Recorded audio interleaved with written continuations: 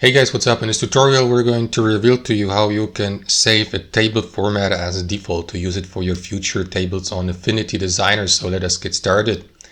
So guys, what you want to do is navigate to your design on Affinity, click into layout to access the page with the given table. I will go with this one here on page number 3, so you may double click into the page to access it. Then let me just zoom in. And next what you want to do is insert the table by selecting the table tool here.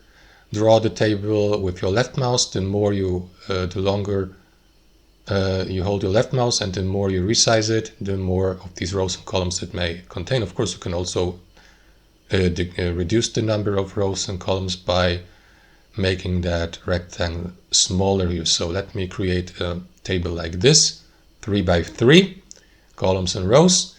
And then guys, what you want to do is select or use the move tool, click into your table so that the entire table is selected, not only a specific cell.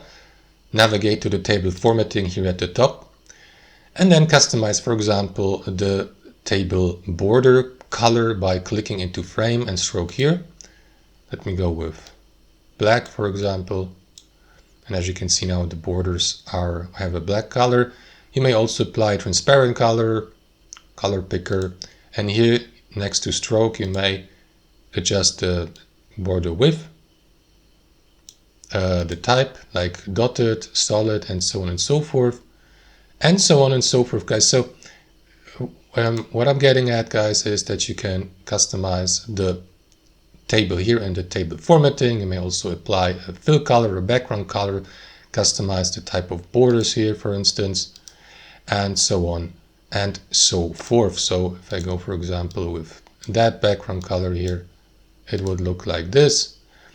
So if you'd like to save that formatting of the table here as a default to load it later for future tables, you may do that by navigating to this table format tab here to the right.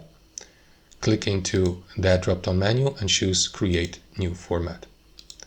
And now guys, as you can see, that format is selected here. So you may switch between your already saved formats and apply these. As you can see the difference here, right, with the borders.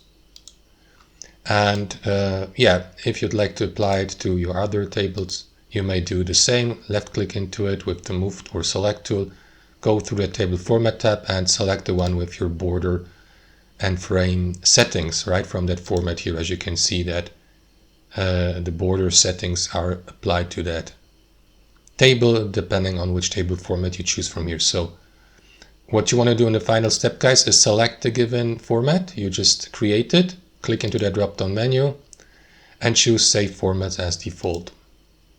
And that is going to be the default table format for future tables here on Affinity. And that's how it works, guys. Thanks for watching and have a wonderful day.